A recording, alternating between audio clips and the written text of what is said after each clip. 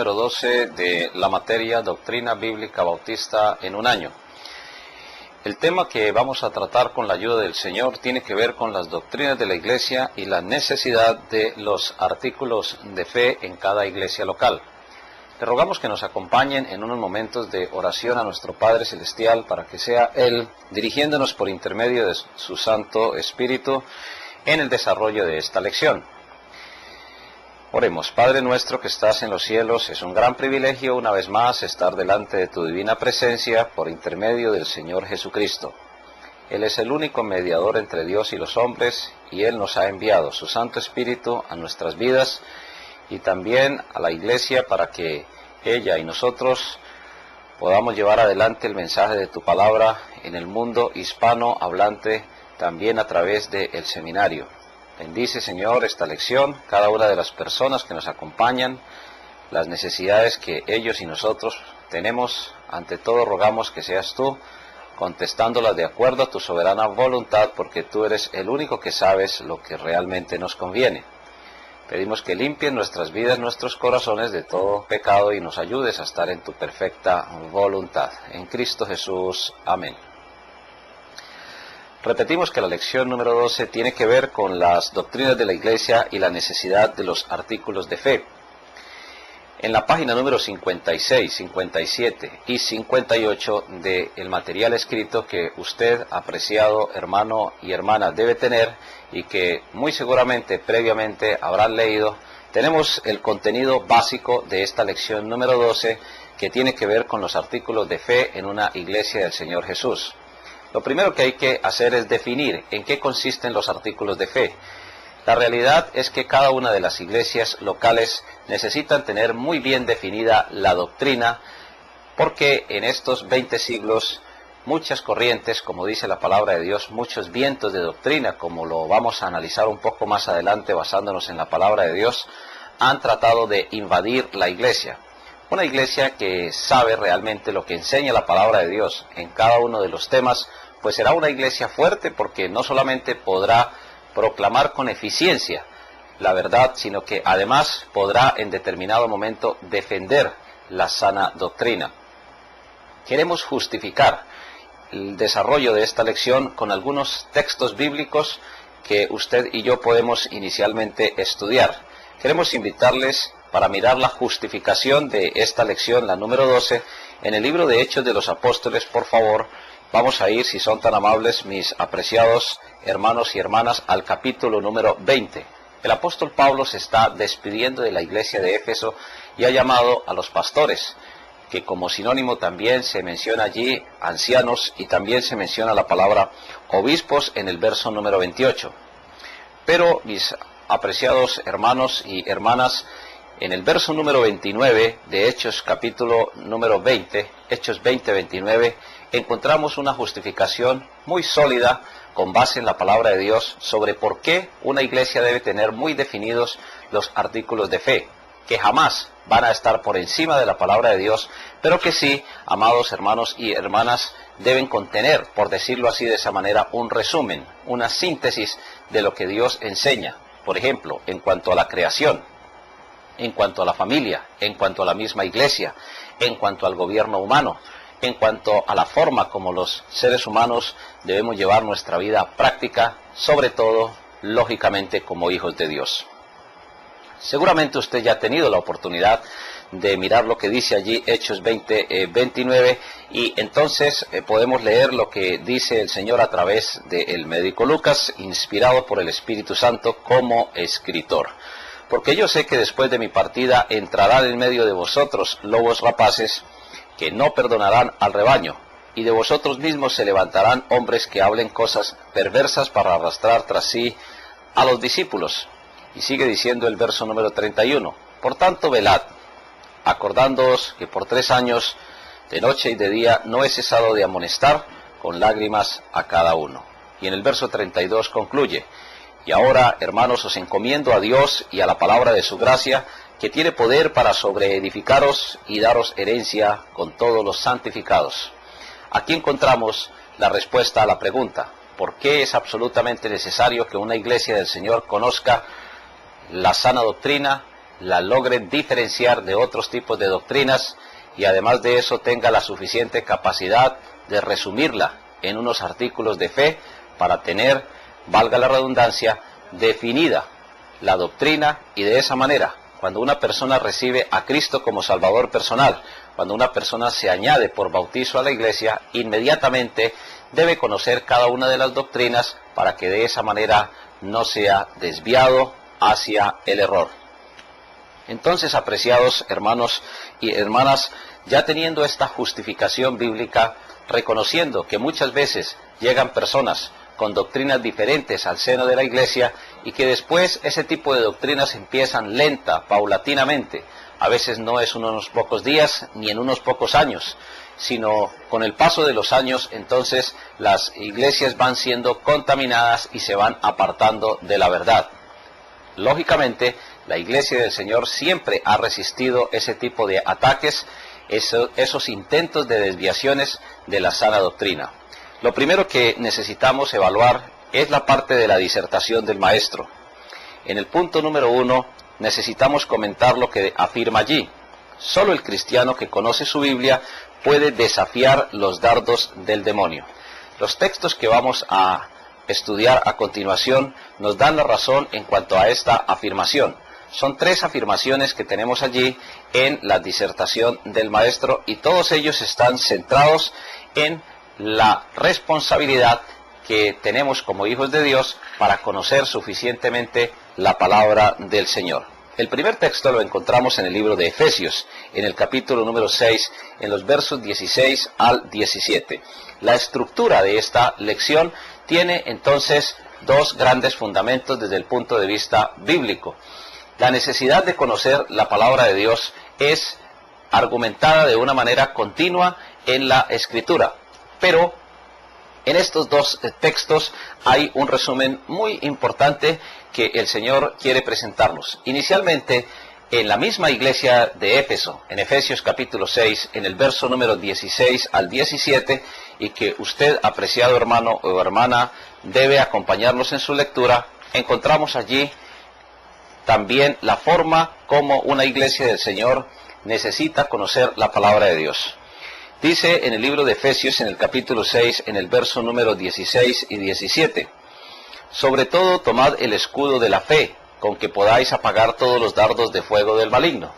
En este texto que acabamos de leer aquí, en el verso número 16, encontramos una palabra muy importante y es la palabra fe.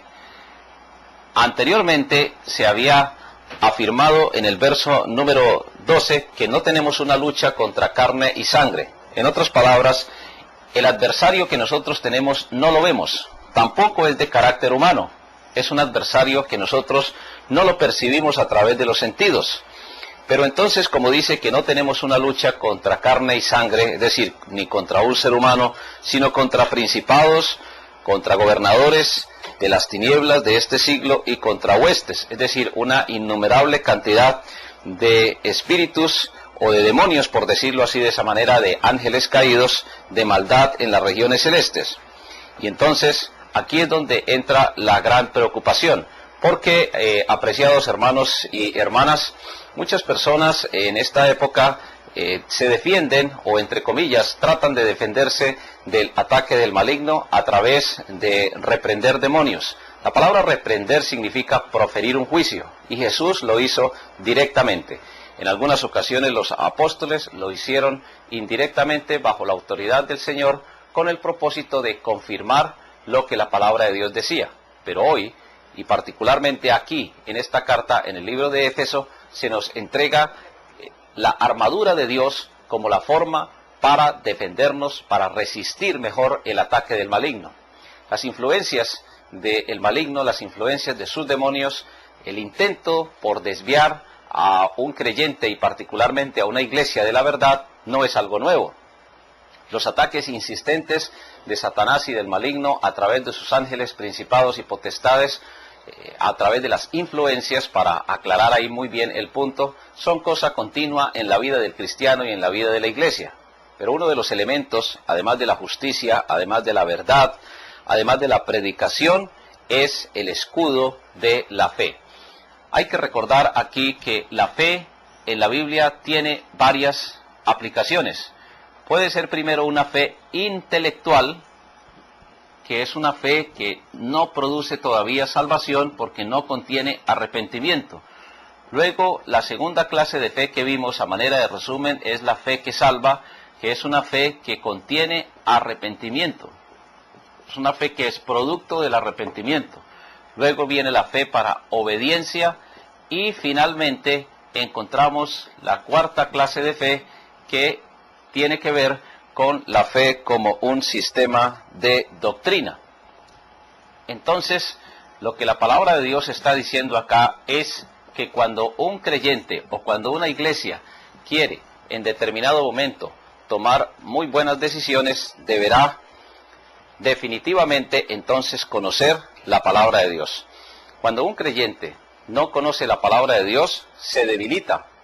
Muchas veces la palabra de Dios no ocupa un lugar importante en la vida de un creyente en el Señor Jesucristo. Y entonces sucede como cuando uno físicamente no se alimenta.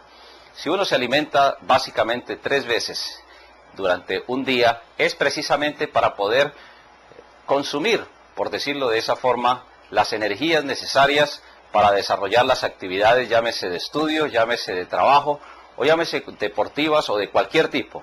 El cuerpo humano, sin los suficientes nutrientes que le proveen los alimentos, pues no podrá tener o no podremos tener la suficiente capacidad y energía para desarrollar las actividades. De la misma forma, cuando un creyente no se alimenta con la palabra de Dios, cuando una iglesia no conoce en profundidad lo que enseña la palabra de Dios para aplicarlo aquí en la vida terrenal, mientras algún día el Señor nos llama a su presencia, pues definitivamente no podrá ni fortalecerse, ni mucho menos podrá avanzar en la toma de las decisiones, que es algo cotidiano.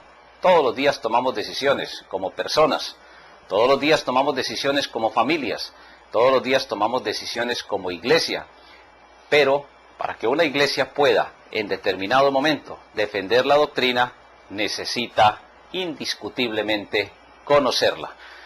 Amados hermanos y hermanas, una forma importante de empezar a aprender a conocer la doctrina es a través de los artículos de fe. Los artículos de fe son un resumen. Varias iglesias los tienen compendiados o resumidos en una síntesis de cada uno de los temas.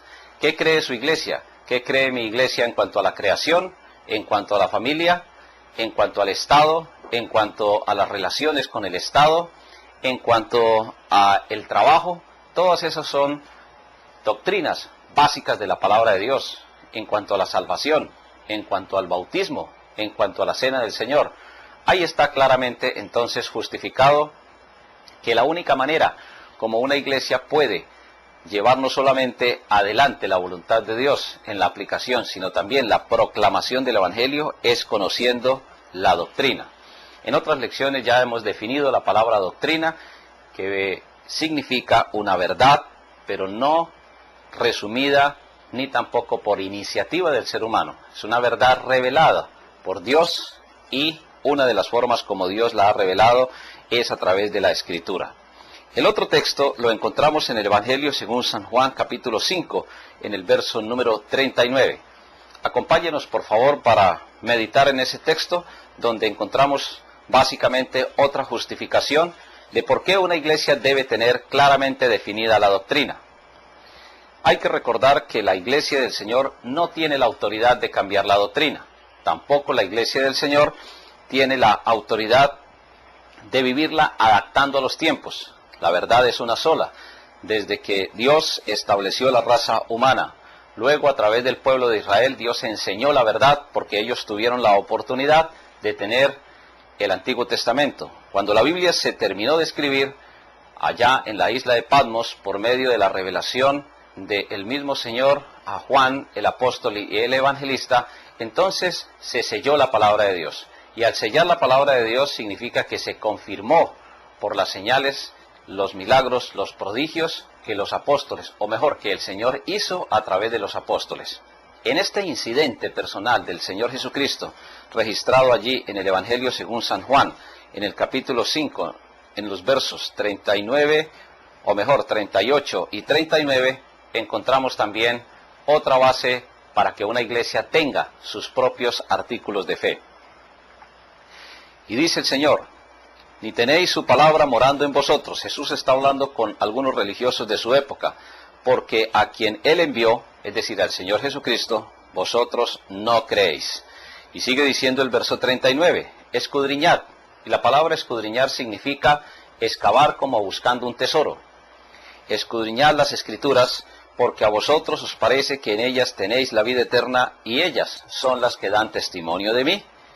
Y dice en el verso número 40, y no queréis venir a mí para que tengáis vida eterna. Aquí la palabra clave es escudriñar.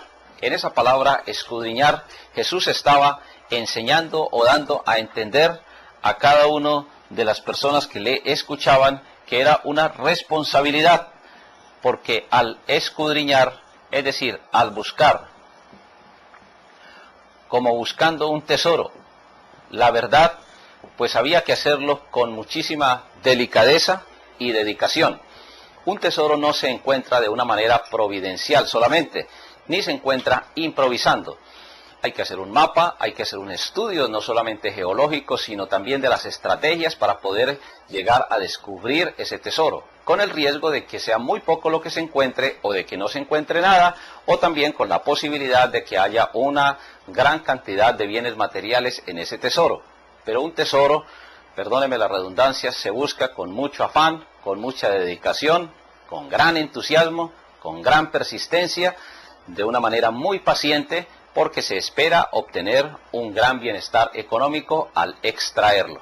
De la misma manera, cuando nosotros vamos a la palabra de Dios, la estudiamos de una manera organizada, aplicando el análisis bíblico como lo enseña la misma palabra de Dios, y también de la misma forma como cuando se está buscando en la comparación que estamos haciendo, pues la iglesia podrá entonces tener unos artículos de fe.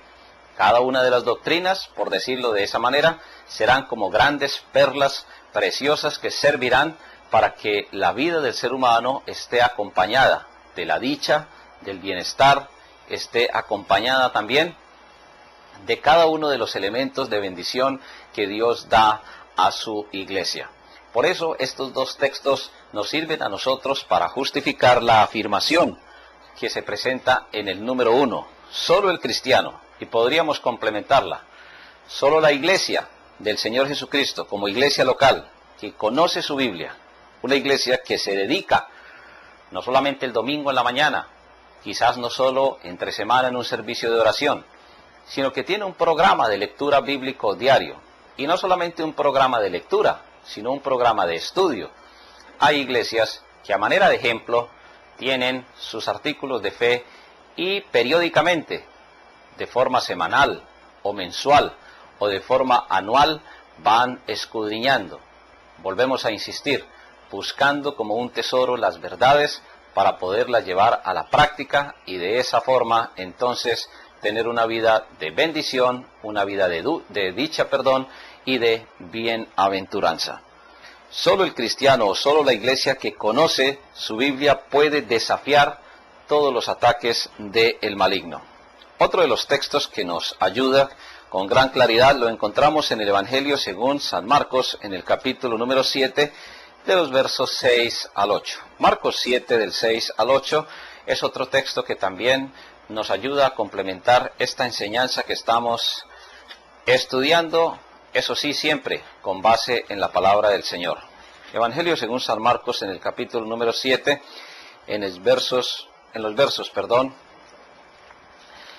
Marcos capítulo número 7, versos 6 al 8. Marcos 7, del 6 al 8. Dice ahí la palabra del Señor. Y aquí vamos a entrar en uno de los temas más polémicos. Respondiendo él, es decir, Jesús, y otra vez hablando a los religiosos, les dijo: hipócritas, bien profetizó de vosotros Isaías como está escrito: este pueblo de labios me honra, mas su corazón está lejos de mí, pues en vano me honran, enseñando como doctrinas mandamientos de hombres. Verso número 8. Porque dejando el mandamiento de Dios, os aferráis a la tradición de los hombres, los lavamientos de los jarros y de los vasos de beber, y hacéis otras muchas cosas semejantes. Y podemos ampliar el texto desde el verso número 9 hasta el verso número 13. Bien invalidáis el mandamiento de Dios para guardar vuestra tradición. Es muy importante enfatizar en las palabras que Jesús está afirmando acá, la palabra tradición. Porque Moisés dijo, honra al padre y a la madre, y el que maldiga al padre o a la madre muera irremisiblemente. Jesús está citando la ley en el Antiguo Testamento, la ley al pueblo de Israel. Verso 11. Pero vosotros decís, basta que diga un hombre al padre o a la madre, es corbán. Y lo explica Jesús, que quiere decir mi ofrenda a Dios, todo aquello con que pudiera ayudarte. Y no le dejáis hacer más por el padre o por la madre, invalidando la palabra de Dios con vuestra tradición que habéis transmitido, y muchas cosas hacéis semejantes a estas. La Biblia enseña por lo menos 3 clases de doctrina: la doctrina de Dios, la doctrina de demonios y la doctrina de hombres. ¿Qué ejemplo está citando aquí Jesús? La doctrina de hombres. Muchos religiosos de su época, simplemente con llevar la ofrenda al templo, decían que ya estaban honrando al padre y a la madre y no los ayudaban. La verdad es que no nos vamos a quedar jóvenes. La realidad es que vamos a avanzar en la vida. Y si Dios permite que estemos un largo tiempo aquí en esta tierra, en la última etapa de nuestra vida vamos a recoger de lo que sembremos. Y una de las formas de sembrar para la vejez no es solamente, como piensan algunos, atesorando bienes materiales o quizás haciendo un estricto cuidado de su salud. Todas esas cosas, cuando son de bendición, cuando vienen de Dios, pues ayudan. Pero también en la relación familiar. Cuando un hombre ha tenido sus hijos o cuando una mujer ha tenido sus hijos, lo que menos espera después de un gran esfuerzo de levantarlos, como se dice en nuestro ambiente latinoamericano, pues esperará que por lo menos en la última etapa de su vida, si está aquí en el planeta y lógicamente con mayor razón si es creyente en el Señor Jesucristo, espera que su hijo por lo menos pueda tener cierta forma de atención afectiva, emocional y si es posible pues en la parte económica o en la parte de la salud. En otras palabras, Dios siempre bendice nuestra actitud hacia nuestros padres. Cuando nosotros somos o intentamos mejor ser justos con nuestros padres, pues necesitamos en determinado momento también corresponder al esfuerzo que ellos han hecho, alentarlos, animarlos, acompañarlos, una palabra de aliento, una llamada en nuestra época, una situación que ayudar a enfrentar en la vida, o cuando el hombre ha quedado solo porque ha quedado viudo, o cuando la mujer ha quedado sola porque también ha quedado viuda. Es decir, la responsabilidad de atender a los padres es una responsabilidad que nunca cesa. Puede que un hombre se case, como dice la palabra de Dios, dejará, pero eso no significa abandonar. Significa que el hombre y la mujer ya no van a depender de sus padres, es decir, que ya van a tener un hogar en cierto modo independiente, pero eso no indica, ni es nunca la enseñanza del Señor, que al casarse un hombre o una mujer deban abandonar a sus padres, ya nunca más se van a comunicar con ellos, como hacen algunos, o quizás el abandono sea total. Nunca es la voluntad de Dios. Cuando aquí encontramos este ejemplo del Señor Jesucristo, lo que estamos viendo es que hay una enorme responsabilidad de nosotros como hijos hacia los padres. Pero, apreciados hermanos y hermanas, Jesús está citando aquí un caso de doctrinas que tiene que ver con seres humanos, mandamientos de hombres o doctrinas de hombres. Es una de las doctrinas que enseña la palabra de Dios. Las doctrinas de hombres básicamente se aferran a las tradiciones, a las costumbres. El Evangelio del Señor Jesucristo lo que busca no es invadir la cultura o en cierto modo reemplazar la cultura de los pueblos, todo lo contrario. El Evangelio del Señor Jesucristo lo que busca es penetrar las culturas, en particular nuestra cultura latinoamericana, donde hay prácticas que son totalmente opuestas a la palabra de Dios. Otras prácticas de la cultura son, por decirlo así de esa manera, moralmente neutras. Son celebraciones propias de las culturas, pero que no hacen daño absolutamente a nadie. El Evangelio del Señor Jesucristo siempre está por encima de las culturas, ingresa a las culturas, las penetra, las transforma, para llegar con el mensaje de salvación y de esa forma contribuir al bienestar, primero de la persona, luego de la familia y luego del ámbito social donde el individuo creyente y mucho más a través de la iglesia se busca entonces impactar a los pueblos para la transformación verdadera, para la verdadera solución a los problemas personales, individuales, valga la redundancia, familiares y sociales, a través de la práctica de la palabra de nuestro Señor Jesucristo. Entonces es muy importante diferenciar. Cuando se está estudiando una doctrina en la palabra de Dios, cuando se está analizando una doctrina que ha llegado a la iglesia, se puede hacer básicamente a través de los artículos de fe.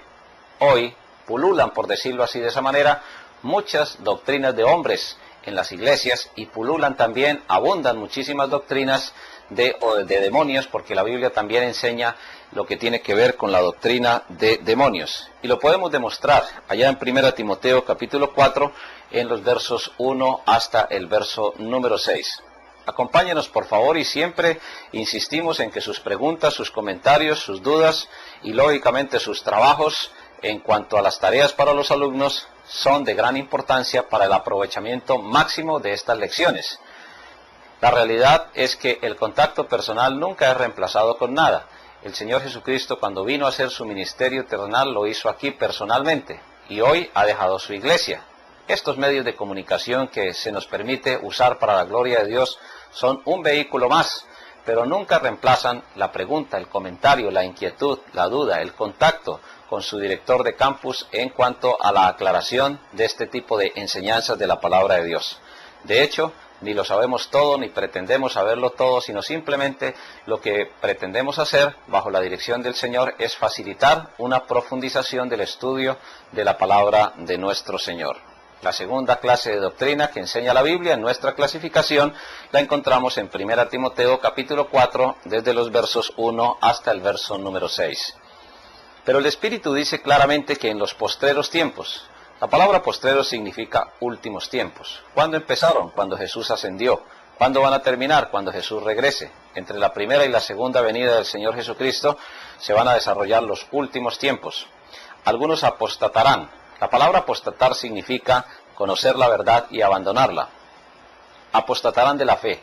Y ahí otra vez la palabra fe indica sistema de doctrina, escuchando a espíritus engañadores y a doctrinas de demonios. Se justifica una vez más esta clasificación que estamos realizando. Cuando una iglesia no tiene bien organizados sus artículos de fe, cuando una iglesia no sabe lo que verdaderamente enseña la palabra de Dios con relación a cada uno de los temas fundamentales, entonces la iglesia fácilmente puede, en determinado momento, entre comillas, cambiar la doctrina. Y cuando una iglesia cambia la doctrina, entra en contradicción con ella misma, y hay un enorme periodo de confusión, porque los hermanos, sobre todo las personas recién convertidas, como se dice popularmente, no sabrán a qué atenerse, porque cuando un día se piensa una cosa y otro día otra, no habrá certeza de que se está dirigiendo hacia la verdad. Las doctrinas de demonios, ¿en qué se caracterizan? Ya vimos que las doctrinas de hombres se caracterizan en tradiciones, en costumbres, que a veces son culturales, a veces no. Pero aquí en este caso vamos a ver que las doctrinas de demonios atacan esencialmente dos elementos de la convivencia humana. Primero, dice ahí en el verso número 2, por la hipocresía de mentirosos que teniendo cauterizada la conciencia. En el arte griego, los artistas, valga la redundancia, cuando tenían que hacer una dramatización, se colocaban encima una máscara por dar a entender el personaje que iban a representar. Muchas veces los demonios también usan, por decirlo así de esa forma, una máscara para presentar una doctrina de demonios, una doctrina engañosa. ¿Cómo lo hacen? Cauterizando la conciencia. Así como un animal puede en determinado momento marcarse colocando un hierro candente sobre su piel e insensibilizando la parte de la piel, la parte externa, así la conciencia del ser humano puede ser en determinado momento insensibilizada. Por eso cauterizar es un término médico, pero también es un término que se puede usar desde el punto de vista bíblico, porque la conciencia es como esa capacidad que tenemos nosotros de juzgarnos a nosotros mismos, pero se puede cauterizar, se puede insensibilizar. Es lo que los demonios hacen, inclusive desafortunadamente a veces cuando el creyente lo permite. Ahora, ¿qué ataca fundamentalmente la doctrina de demonios? Dos elementos de la convivencia humana, como decíamos anteriormente. Número 1, la familia. Dice, prohibirán casarse. El ataque sistemático a la familia en estas épocas últimas no es algo novedoso. Hay muchísima tendencia hoy a atacar a la familia. La nueva antropología, por ejemplo, ya no propone sexos, sino propone géneros. Entonces ya no se habla de dos sexos, hombre y mujer, sino se habla de género masculino, género femenino, género homosexual, y lo digo con respeto, género lesbiana y género también bisexual. E inclusive está haciendo carrera en algunos países otro tipo de género que ni siquiera se ha logrado rotular, y es la relación de un ser humano con su mascota, y entonces algunos dicen yo y mi perro somos una familia, por la tendencia del ataque de las doctrinas de demonios contra la familia. La familia fue establecida por Dios para la procreación. La familia fue establecida por Dios para dicha, para felicidad del ser humano. Cuando Dios creó al hombre, dijo, no es bueno que el hombre esté solo, le haré ayuda idónea, es decir, idéntica en cuanto a imagen y semejanza de Dios también. La mujer también piensa, tiene capacidades intelectuales, habilidades, tiene capacidad de decisión, es creada a imagen y semejanza de Dios. Nunca lo puede hacer todo ella sola porque tiene limitaciones en sus capacidades, lo mismo que el hombre. El hombre, sexo masculino, tenemos grandes limitaciones y por eso se necesita la compañía. Pero los demonios saben que atacando a la familia, el ser humano se desequilibra. Y aquí podemos citar a un famoso pensador francés del siglo XIX, Bertolt Brecht, que afirmaba categóricamente que ningún éxito en la vida compensa el fracaso de una familia. Usted se preguntará, ¿por qué hemos llegado hasta allá? Porque es que hay que diferenciar qué se cree en una iglesia en cuanto a la doctrina de demonios. Cuando se ataca el matrimonio legalmente o formalmente o de gran bendición al ser humano, se está atacando directamente a Dios, a su palabra, y se está atacando decididamente el bienestar del ser humano. Nada compensa en la vida el fracaso de un hombre como padre, como esposo, también como hijo o en cualquiera de los tipos de relación familiar. Nada compensa el fracaso de un ser humano en una mujer cuando fracasa como hija, cuando fracasa como esposa, cuando fracasa como madre. La verdad es que hoy tenemos tanta enseñanza errónea con relación a la familia y hay tanta imitación. Enfatizamos muchísimo en esa palabra, la palabra imitación, porque realmente los demonios y Satanás lo que hacen fundamentalmente es tratar de imitar la verdad de Dios en cuanto a la familia. Es muy frecuente hoy los matrimonios, entre comillas, de dos hombres buscando una felicidad. ¿Serán realmente dichosos? La verdad es que las estadísticas de los divorcios de matrimonios entre hombres han empezado a crecer. Han intentado imitar algo en lo cual nunca van a encontrar dicha. El ataque decidido contra la palabra de Dios no es contra la persona, sino es contra la conducta de la persona que traerá su propia destrucción. Lo tenemos que decir así, de una forma muy categórica, de una forma muy decidida y muy aplicativa, perdóneme la expresión, a nuestros tiempos modernos, entre comillas, donde se pretende reemplazar la verdad de Dios, que, insistimos, Dios sabe cómo el ser humano, cómo nosotros como seres humanos podemos realmente ser dichosos. Cuando nos vamos en contra de Dios y de su palabra, entonces las consecuencias vendrán y decididamente habrá consecuencias que traerán profunda tristeza, desolación y, en cierto modo, desdicha al ser humano. De ahí la importancia de que una iglesia tenga muy definida su doctrina con relación a la familia y los nuevos hogares que se vayan a formar hacia el futuro, pues recibir una profunda preparación con base en la palabra de Dios para que no se formen hogares donde después de 10, 15 o 20 o 30 años un hombre diga a una mujer, me di cuenta que realmente ya no te amaba, o viceversa. Perdóneme por ser en cierto modo tan radical en este aspecto y haber invertido un poco más del tiempo normal en esto, pero la realidad es que muchas familias hoy están fracasando porque las raíces de los hogares que se han formado en el pasado no han sido las mejores y los hogares se han formado por cosas muy diferentes al amor, al compañerismo o a los principios que enseña la palabra de Dios. El otro elemento son los alimentos.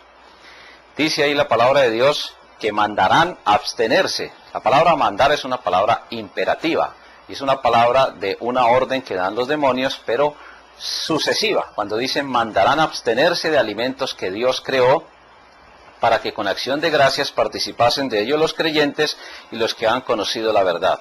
Apreciado hermana en el Señor Jesús, miembros de una iglesia del Señor Jesucristo, no es hoy una novedad enseñar que muchas abstinencias de alimentos producen cierto efecto espiritual en las personas. Hay iglesias que enseñan oponiéndose a la voluntad de Dios. Dios dice aquí que todos los alimentos, y es muy importante subrayar y enfatizar, si usted lo puede hacer allí, hágalo, porque lo que está diciendo la Biblia es que Dios creó alimentos, no para que los seres humanos nos abstengamos de consumir esos alimentos, porque la verdad es que el conjunto de alimentos que Dios creó, pues traen bienestar para poder continuar adelante en el propósito que Dios nos ha encomendado. Pero hay iglesias que enseñan que abstenerse de algunos alimentos trae mayor espiritualidad, nada más alejado de la realidad. Sin fe es imposible agradar a Dios. Por eso el mismo Señor dice ahí, para que con acción de gracias, y ahí está la base de por qué oramos antes de consumir los alimentos. La verdad es que otras personas han sido usados por Dios para proveer nuestros alimentos. El trabajo, las ocupaciones de otros y aún de nosotros mismos son todas bendiciones de Dios. Cuando Dios le da a uno la salud para poder trabajar y consumir los alimentos, ¿a quién hay que darle gracias inicialmente? A Dios. Y después, si es a los padres, o si después es o a los agricultores que produjeron los alimentos, o a otras personas que tuvieron que ver, directa o indirectamente, en la producción de los alimentos. Cuando Dios colocó en el jardín del Edén, que significa delicia, a Adán y a Eva, pues los colocó con árboles, y la Biblia dice claramente que había varias clases de árboles. Había árboles decorativos y había también árboles para consumir alimentos, y estaba también el árbol de la vida. Hermanos y hermanas, Adán y Eva como seres humanos tuvieron acceso al árbol de la vida. Muy posiblemente producía un fruto que no permitía que la muerte entrara, así como hoy consumimos los nutrientes, ya sea a través de la naranja, de la manzana o a través de cualquier otro de los elementos. Simplemente lo que estamos consumiendo son los elementos que necesita nuestro cuerpo para poder sobrevivir. El árbol de la vida fue quitado después del pecado. Pero ningún sistema humano, ninguna psicología, ninguna sociología ha podido demostrar lo que la palabra de Dios enseña en contra. Es decir, nunca han podido contradecir lo que dice la palabra de Dios en cuanto al consumo de los alimentos. Todo lo contrario, los demonios sí atacan el consumo de algunos alimentos. Después del diluvio, al hombre se le permitió consumir carne de los animales domésticos, algunos, otros no, pero a raíz de eso hay un serio ataque, porque hoy se piensa que consumir algunos alimentos trae mejor efectos espirituales sobre la vida de un creyente. Claro, no hay que caer en el fanatismo de que si un médico recomienda abstenerse de algunos alimentos, no hay que hacerlo. Es muy importante reconocer que hay enfermedades, como por ejemplo la diabetes, donde la dieta alimenticia es y debe ser balanceada. A raíz del pecado entraron las enfermedades, pero dice la Biblia que los enfermos tienen necesidad de médico, allá en el Evangelio según San Lucas, en el capítulo número 5, de tal forma que si hay alimentos que nos hacen daño, pues no los consumamos. Pero en general los alimentos fueron creados por Dios para beneficio del ser humano. Son dos clásicos ataques de la doctrina de demonios: el sistema de alimentación de la persona y también la familia, para tratar de atacar la voluntad de Dios a través de los artículos de fe en una iglesia. Simplemente hemos citado dos casos donde es muy contundente la enseñanza de la palabra de Dios. El otro sistema de doctrina lo encontramos, apreciados hermanos y hermanas, en 2 Timoteo capítulo 4, en el verso número 3.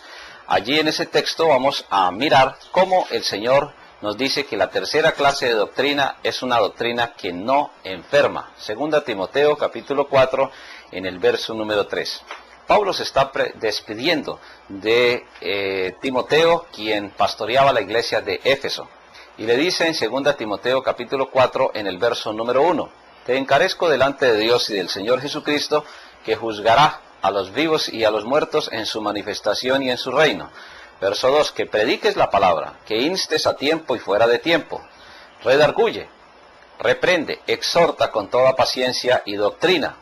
porque vendrá tiempo cuando no sufrirán la sana doctrina, sino que teniendo comezón de oír, se amontonarán maestros conforme a sus propias concupiscencias, y apartarán de la verdad el oído, y se volverán a las fábulas. Pero tú, sé sobrio en todo, soporta las aflicciones, es decir, los sufrimientos, y haz obra de evangelista, cumple tu ministerio.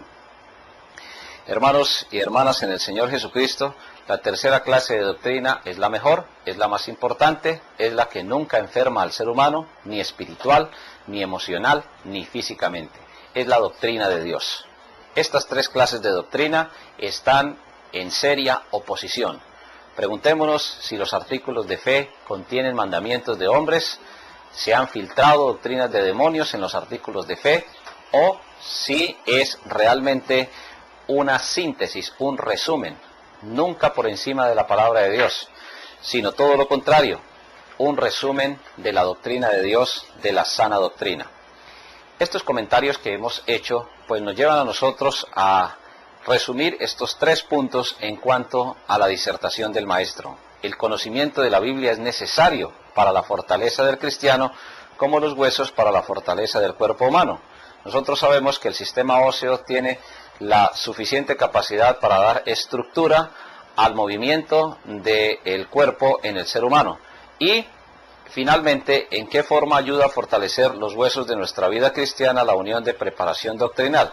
Cada una de las iglesias tienen diferentes métodos de enseñar la doctrina. A veces es la escuela dominical, a veces es la unión de preparación doctrinal, a veces es el seminario o el instituto bíblico, a veces son las predicaciones. Todos son esfuerzos que se hace para cumplir la voluntad de Dios.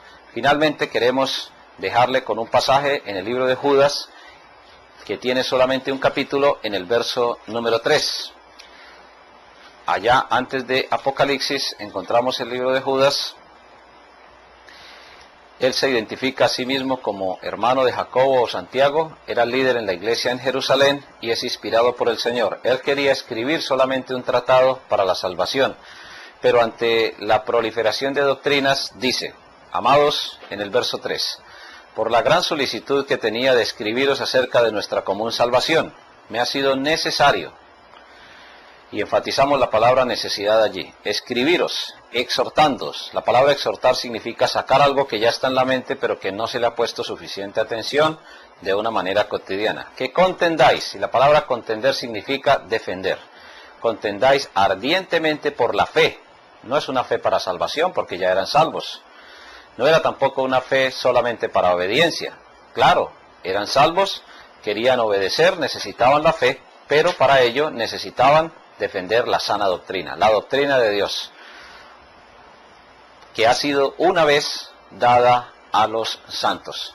Hermanos y hermanas, estamos muy complacidos que el Señor nos haya permitido compartir estas lecciones básicas. La número 12, la necesidad de los artículos de fe. Por favor, revise los artículos de fe de su iglesia y se puede diferenciar si realmente hay doctrina de Dios o doctrina de hombres o doctrina de demonios. Que el Señor nos dé la fortaleza para enfrentar la defensa de la doctrina de Dios o la sana doctrina, porque en estos tiempos siempre seguirá siendo absolutamente necesario.